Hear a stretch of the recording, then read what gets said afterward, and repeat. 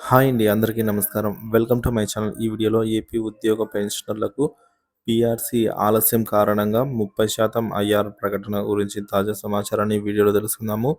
వీడియోనైతే ఎక్కడే కానీ స్కిప్ చేయకుండా ఎండ్ వరకు చూడండి. అప్పుడే ఇన్ఫర్మేషన్ పూర్తిగా అర్థమవుతుంది. వీడియో చూస్తున్న ప్రతి ఒక్కరు వీడియోకి లైక్ చేయండి ఫ్రెండ్స్. ఈ వీడియోని తోటి ఉద్యోగ పెన్షనర్ మిత్రులతో అయితే షేర్ చేయండి. కొత్తగా మన ఛానల్ చూస్తున్నవారు ఇంకా సబ్స్క్రైబ్ చేసుకోకుంటే వెంటనే మన ఛానల్ అయితే సబ్స్క్రైబ్ చేసుకోండి.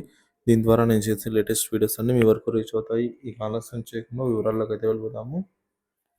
ఫ్రెండ్స్, విద్యారంగ సమస్యల పరిష్కారానికి ఉపాధ్యాయులతో ప్రభుత్వం చర్చించాలి అని రాష్ట్ర కార్యవర్గ సమావేశంలో తీర్మానించినట్లు రాష్ట్ర ఉపాధ్యక్ష సంఘం ఎస్టీయు అధ్యక్షుడు ఎల్ సాయి శ్రీనివాస్ తెలిపారండి. ఉపాధ్యాయులపై యాప్ల భారం తగ్గించేలాగా చర్యలు తీసుకోవాలని కోరారు. కొఠారి కమిషన్ సిఫార్సుల ప్రకారం కేంద్ర రాష్ట్ర ప్రభుత్వాలు విద్యారంగానికి బడ్జెట్ కేటాయించాలి.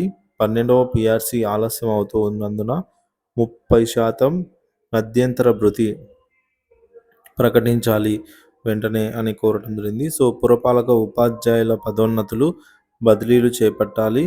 సిపిఎస్ను రద్దు చేసి పాత పెన్షన్ విధానాన్ని అమలు చేయాలి. అలాగే సిబిఎస్ఈ విధానంతో తొలగించిన రాష్ట్ర పరీక్ష విధానాన్ని అమలు చేయాలి అని అయితే మనకు విద్యారంగ సమస్యలపై ఉద్యోగులతో చర్చించాలని ఈ మేరకు ఎస్టీయు తీర్మానం చేసింది ఫ్రెండ్స్.